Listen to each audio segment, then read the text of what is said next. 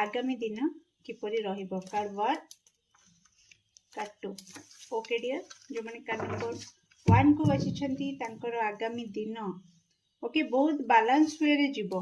Okay तो कोठी ना कोठी आपण शांत निजको रखिबे।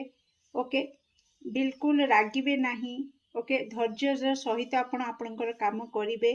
ओके सब बेले ओठरे हस रखी रखी अन्य मानकर हृदय को जीति जीवे। कोठी ना कोठी आपण जेमिति भी सिचुएशन हो आपण निजको बैलेंस फील करिवे।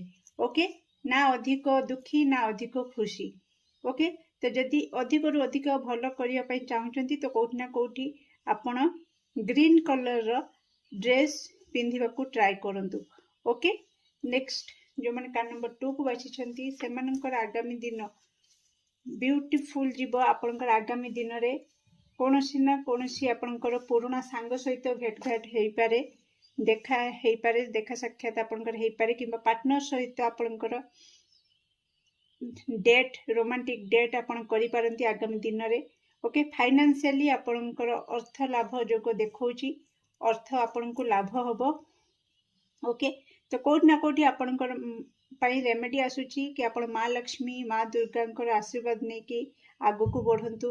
ओके कोठी ना कोठी आपण को कुहा जाउची कि आपण पिंक कलर किंबा व्हाइट कलर जेते माने जेतिकी अधिक रहिबो से कलर मेजॉरिटी पिंक कलर हो व्हाइट कलर सेमती ड्रेस आपण परिधान करंतु आपन को पई शुभ फल नै कि आसी।